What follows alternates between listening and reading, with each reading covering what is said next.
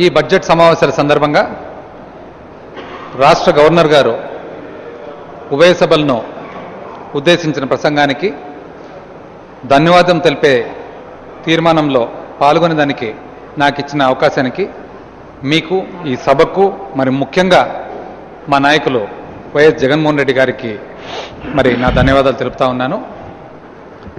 ఇంతకు ముందే అధ్యక్ష మనం విన్నాము, మన గౌరవ మంత్రివర్యులు గారు ఈ గవర్నర్ ప్రసంగానికి ప్రతిపక్ష నాయకులు మాట్లాడతారు కదా అని చెప్పి ఒక అబ్జర్వేషన్ చేశారు అధ్యక్ష. ఇక్కడ నేను మీకు తెలియపరుస్తా ఉన్నా, మా ప్రతిపక్ష నాయకులు ఎంతో హుందాగా గత ఎన్నో రోజులుగా మా పార్టీలో ఉన్న లెజిస్లేటర్స్ అందరినీ కూడా పిలుచుకొని ప్రతి ఒక్కరితో పాటు కొన్ని రోజుల పాటు గడిపి ఎవరెవరికి ఏ ఏ అంశం మీద ఆసక్తి ఉందని చెప్పి కనుక్కొని వాళ్ళతో పాటు డిస్కస్ చేసి, ఎందుకంటే ఈ అసెంబ్లీ ఈ లెజిస్లేచర్ అంతా కూడా కేవలం ఇదంతా కూడా మనము ప్రజలను సర్వ్ చేసేదానికి ఒక ఇన్స్ట్రుమెంట్ కాబట్టి ప్రతి ఒక్కరు కూడా ఏ విషయంలో మరి వాళ్ళకి ఆసక్తి ఉందని చెప్పి కనుక్కొని వాళ్ళకు కావాల్సిన ఇన్ఫర్మేషన్ అంతా ఇప్పిస్తూ తన స్థానం కూడా మొట్టమొదటిసారి ఎమ్మెల్యే అయినా నాకు కల్పించినానంటే నేను ఈరోజు చాలా గర్వపడతా ఉన్నాను అధ్యక్ష.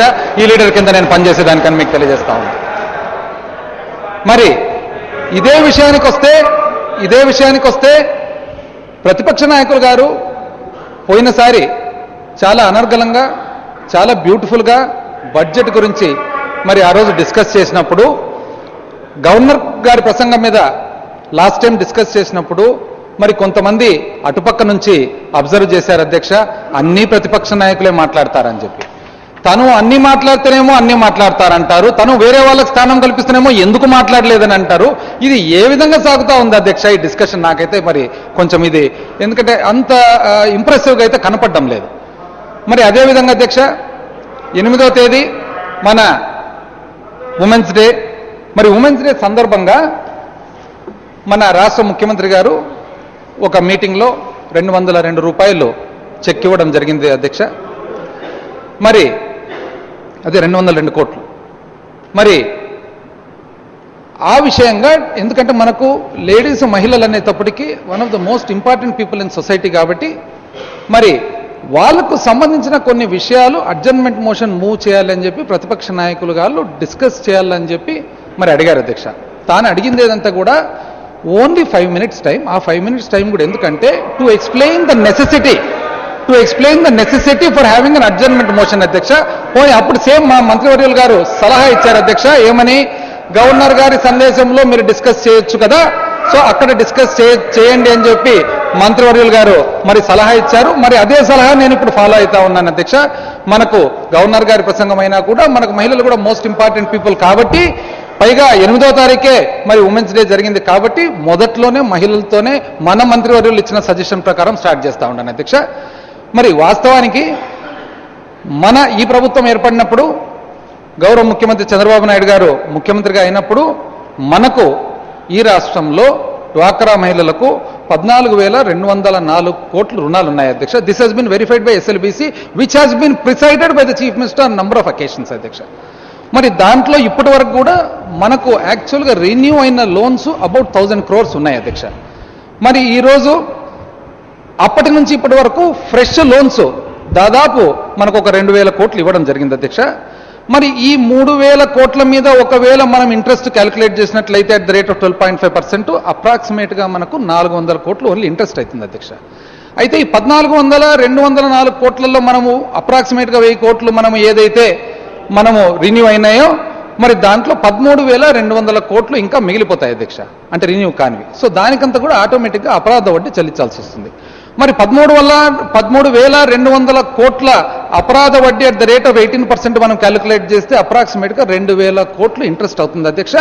అంటే 2,000 కోట్లు రీన్యూ కాని లోన్స్, మరి మనకు 3,000 కోట్లు ఎగ్జిస్టింగ్ లోన్స్, టోటల్ ఇంట్రెస్ట్ అప్రాక్సిమేట్గా 2,400 crores అవుతుంది అధ్యక్ష.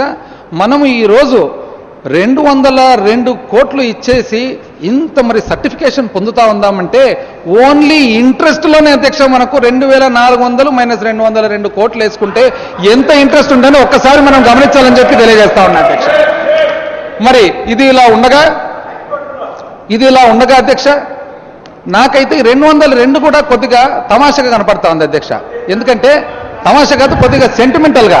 ఎందుకంటే 101, 202 శనగబాళ్ళు ఇవన్నీ కూడా కొద్దిగా మనకు ఏదో సాంప్రదాయానికి సంబంధించిన విషయంగా కనపడతా ఉంది అధ్యక్ష. నాకు ఏది ఏమైనా కూడా అధ్యక్ష మనకు గవర్నర్ గారి ప్రసంగము ఒక రాజ్యాంగ బాధ్యత, మరి అదొక కాన్స్టిట్యూషనల్ అబ్లిగేషన్. కాబట్టి మనకు జనరల్గా గవర్నర్ గారి ప్రసంగంలో మనకు గత సంవత్సరంలో మన ప్రభుత్వము ప్రణాళిక ఏమి, ప్రోగ్రెస్ ఏమి, రాబోయే సంవత్సరంలో ప్రభుత్వం ప్రణాళిక ఏమి, ప్రోగ్రెస్ ఏమి, మనం ఏమైతే అనుకుంటా ఉన్నాము ఇవన్నీ కూడా కేబినెట్ అప్రూవ్డ్ డ్రాఫ్ట్గా మనకు ఇక్కడ ప్రసంగంలో గవర్నర్ గారు చేస్తారు. కాబట్టి ఇది చాలా ఇంపార్టెంట్ డాక్యుమెంట్గా మనం భావించాల్సిన అవసరం ఎంతైనా ఉంది అధ్యక్ష. మరి పోయినసారి మనం గవర్నర్ గారి ప్రసంగం ఒక్కసారి మనం గమనించినట్లయితే అసలు అది ఫస్ట్ బడ్జెట్, కొత్త రాష్ట్రము, కొత్త ప్రభుత్వము. మరి ఆ ప్రసంగం ఒక్కసారి మనం చదివి గుర్తు తెచ్చుకున్నట్లయితే అధ్యక్ష అసలు మనకు భయాందోళన, ఏ హిరోషిమా నాగసాకి గద జరిగినప్పుడు ఏదో అల్లరైపోయిందనే ఉద్దేశంతో అంత భయాందోళన కలిగింది అధ్యక్ష. ఎందుకంటే చదివినప్పుడు విన్నప్పుడు ఆ విధంగా ఉన్నిందనమాట. అసలు డబ్బులు లేవు, అసలు రాష్ట్రం ఏమవుతుందో, అసలు ఏ పరిస్థితిలో మనం ఉన్నామని. మరి ఆ రోజు కూడా మా పార్టీ కానీ మా నాయకులు కానీ వాస్తవమే ఇబ్బందుల్లో ఉన్నాము, ఇది మనందరి ఆస్పిరేషన్స్కు అగెయిన్స్ట్గా జరిగిన డివిజన్ ఇది. అయినా మనము పబ్లిక్ ఈరోజు we have to stand up and give confidence to the public. The situation is not all that bad, అంత ఇబ్బందిగా లేదు, దెర్ ఆర్ ప్రాబ్లమ్స్, మేము యాక్సెప్ట్ చేస్తున్నాం, లెట్ అస్ వర్క్ టుగెదర్ అని చెప్పి ఆ రోజు చాలా హుందాగా మరి ఆ రోజు ప్రతిపక్ష నాయకులు గారు చెప్పడం జరిగింది అధ్యక్ష. ఆ రోజు కొన్ని మనం ఒకవేళ ఫిగర్స్ మనం గమనించినట్లయితే అధ్యక్ష, మరి డెట్ టు జిఎస్డిపి రేషియో అధ్యక్ష ఆ రోజు మనం గమనించినట్లయితే మనకు 22.4% ఉన్నింది అధ్యక్ష. అంటే మన అప్పు వర్సెస్ జిఎస్డిపి రేషియో ఎప్పుడు 2014లో. మరి ఇదే 2004 చూసినట్లయితే 10 years బిఫోర్ అధ్యక్ష, కరెక్ట్ 2004 అప్పుడు చూసినట్లయితే 33% ఉంది అధ్యక్ష debt to GSDP ratio. This is actually along with పేపర్స్తో పాటు ఉంది. అంటే 33% మనకు డెట్ టు జిఎస్డిపి రేషియో ఉండింటే అక్కడి నుంచి 2004 నుంచి 2014 వరకు 10 సంవత్సరాలలో తర్వాత వచ్చిన ప్రభుత్వాలు సాధించింది ఏమంటే అప్పును దాదాపు 10% మనకు తగ్గించగలిగినారు అధ్యక్ష. అదేవిధంగా మనం ఒకవేళ పావర్టీ రిడక్షన్ గురించి చూసినట్లయితే అధ్యక్ష 2004-2005 సంవత్సరం మనం గమనించినట్లయితే పావర్టీ రేషియో 29% ఉన్నింది అధ్యక్ష. అటువంటిది మనకు 2011-2012 వచ్చేటప్పటికి దాదాపు 90%, one of the least in the country అధ్యక్ష. అంటే 29 నుంచి 2004-2005లో ఉన్న 29% నుంచి మనకు దాదాపు 2011-12కు 9%, 20% తగ్గించగలిగారు అధ్యక్ష. మరి అదేవిధంగా మరి ఇంతకు ముందు మన గౌరవ సభ్యులు మాట్లాడుతూ కూడా 16,000 కోట్ల లోటు బడ్జెట్, 16,000 లోట్ల బడ్జెట్ ఇది అంటే స్టార్టింగ్ నుంచి అధ్యక్ష. ఇది ఇంచుమించు ఓం బూర్బోత్సవ టైప్లో 16,000 లోటు బడ్జెట్. కాకపోతే ఈ 16,000 లోటు బడ్జెట్ ఎక్కడి నుంచి అరైవ్ అయినారు అనేది మనం ఒక్కసారి గమనించినట్లయితే అధ్యక్ష మనకున్న స్టాటిస్టిక్స్ ప్రకారము, మనకున్న మరి సమాచారం ప్రకారము 1994-2000 సంవత్సరానికి అధ్యక్ష 1994-2004 ఆ డికేడ్ చూసినట్లయితే ఆ డికేడ్ అంతా కలిస్తే ఆ 10 సంవత్సరాలు కలిసి మనము మన రాష్ట్రము 21,000 కోట్లు డెఫిసిట్లో ఉన్నాం అధ్యక్ష, రెవెన్యూ డెఫిసిట్లో. ఇప్పుడు 1994 నుంచి 2004, 2004 నుంచి 2014కు వచ్చినట్లయితే అంటే నెక్స్ట్ సక్సెసివ్ గవర్నమెంట్స్ ఎవరైతే ఉన్నారో వాళ్ళు ఎస్పెషల్లీ లాస్ట్ 8 years చూసినట్లయితే 11,000 కోట్లు సర్ప్లస్ లేక వచ్చినాం అధ్యక్ష.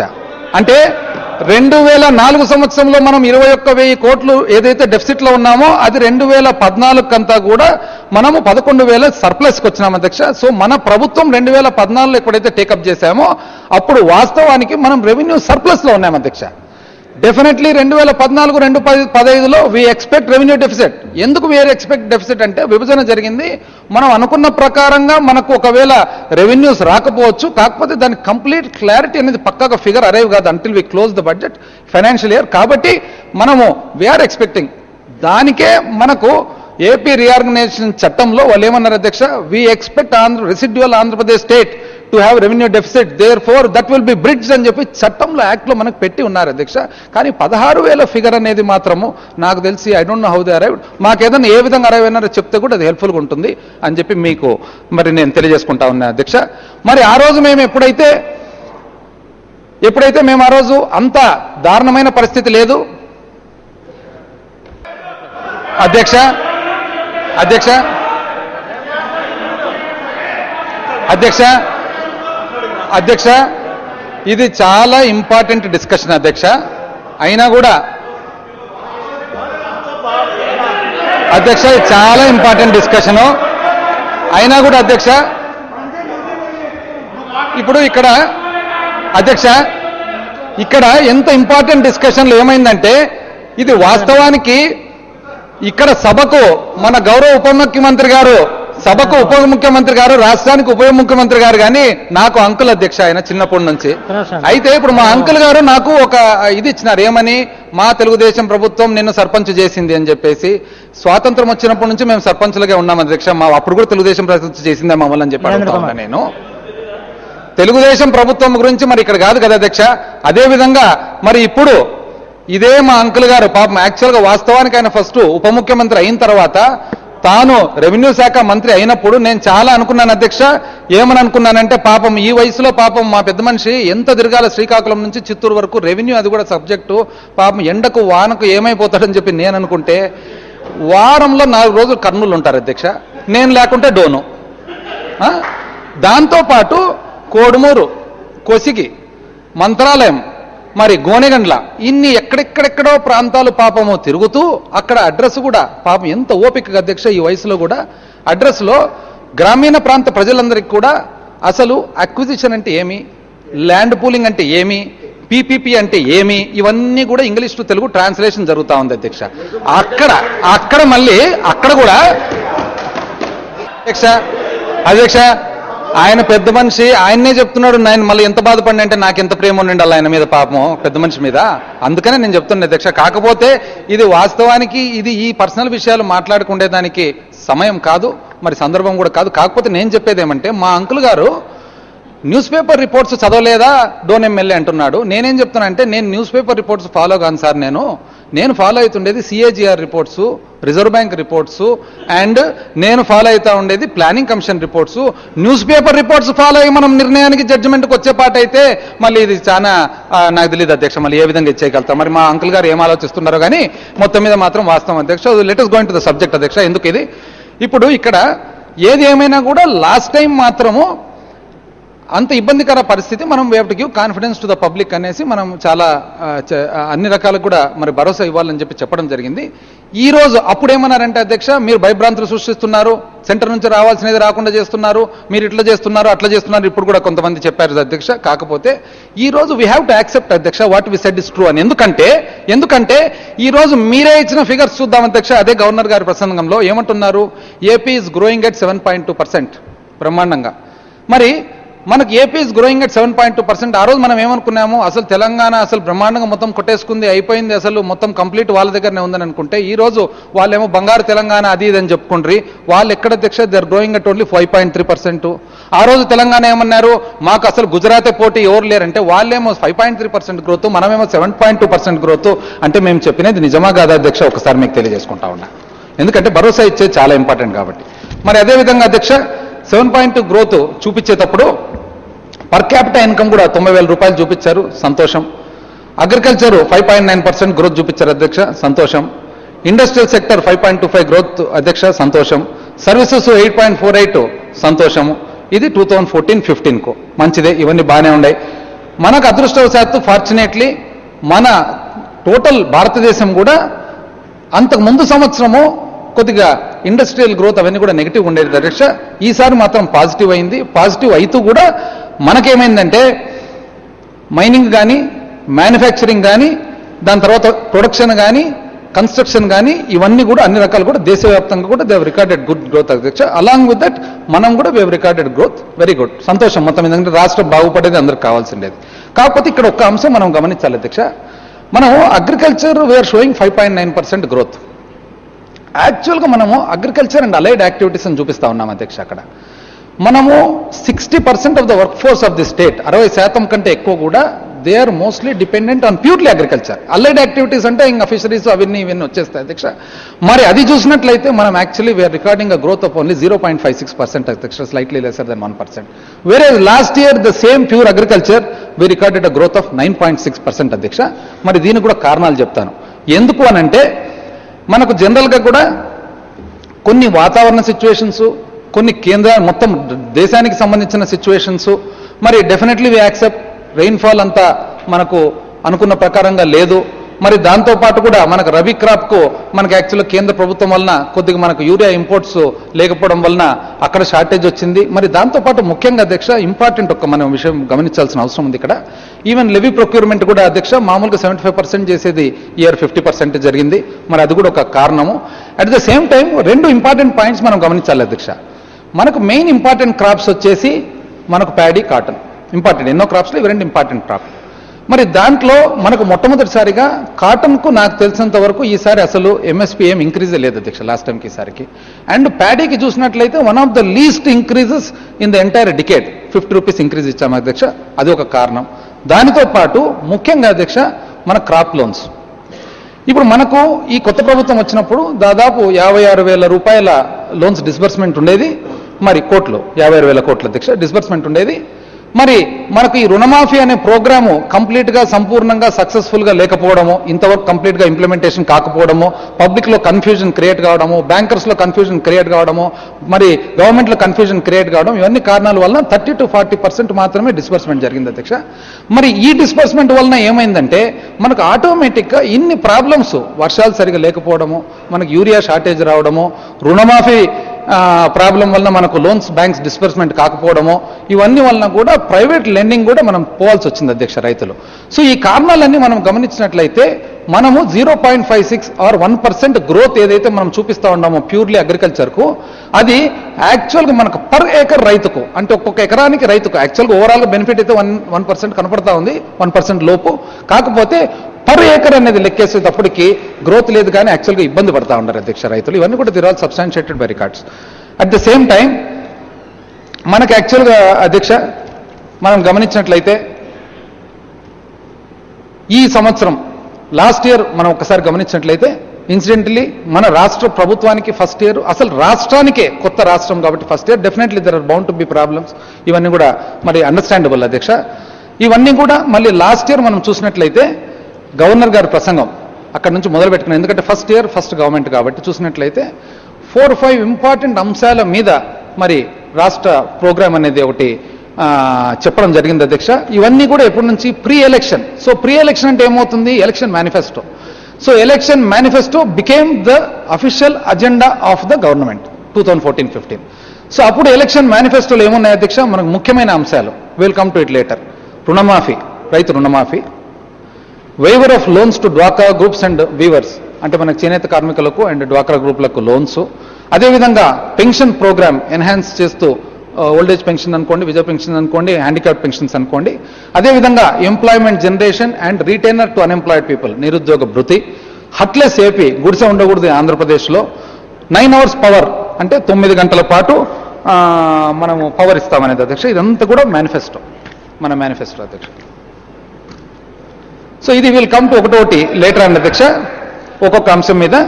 So this became the official agenda of the government అనమాట. మరి ఒక్కసారి యాక్చువల్గా మనము ఈ రాష్ట్ర అవతరణ ఎట్లా, ఎందుకంటే ఇవన్నీ కూడా all the financial issues goes back to Andhra Pradesh pre bifurcation, post bifurcation, అక్కడ నుంచి స్టార్ట్ అవుతాయి కాబట్టి అక్కడ ఒకసారి పోయినట్లయితే ఇది ఎక్కువ శాతం మన రాష్ట్ర ప్రజలకు ఆస్పిరేషన్స్కు, ఆశలకు, అతిశయోక్తులు అన్నిటికి కూడా అగెయిన్స్ట్గా మనకు రాష్ట్ర విభజన అనేది జరిగింది. ఆ రోజు మరి యూపీఏ ప్రభుత్వము చాలా మరి అన్యాయంగా, దుర్మార్గంగా ఆ రోజు మన ఇంట్రెస్ట్ అగెన్స్ట్గా చేయడము. మరి ఆ రోజు వాస్తవానికి మరి బీజేపీ పార్టీ, ఎన్డీఏ వాళ్ళు కూడా ఆ రోజు అక్కడ మరి దాన్ని సమర్థించడం, వాళ్ళు కూడా దాన్ని సపోర్ట్ చేయడము. మరి ఆ తర్వాత నెక్స్ట్గా ఇక్కడున్న లోకల్ వివిధ పొలిటికల్ పార్టీస్ కూడా ఎవరెవరి అభిప్రాయాలు వాళ్ళు తెలియజేయడము. మరి ఆ రోజు మన తెలుగుదేశం పార్టీ కూడా ఆ రోజు మాకు విభజనకైతే అభ్యంతరం లేదు, కాకపోతే పద్ధతి ప్రకారం చేయండి అని చెప్పడము. మరి ఆ తర్వాత ఏం తప్పేముంది అధ్యక్ష, చెప్తా ఉన్నాం కదా అధ్యక్ష, తప్పేముంది. ఇప్పుడు మొన్న 15 రోజుల క్రితం కూడా మన ముఖ్యమంత్రి గారు వరంగల్కు పోయి మరి ఆ రోజు నేను ఇచ్చిన ఉత్తరం మేరకే తెలంగాణ వచ్చిందని గర్వంగా చెప్పినారు కదా అధ్యక్షగా. ఇక్కడనే ఎందుకు ఎందుకు అధ్యక్ష అంత ఇబ్బంది పడాల్సిన అవసరం అయితే లేదు అధ్యక్ష. ఎందుకంటే లెటర్స్తో పాటు ఉన్నాయి, మనం ఇచ్చిన లెటర్ సుశీల్ కుమార్ షిండే జీ అది కూడా ఉంది అధ్యక్ష. నో ప్రాబ్లం ఉంది.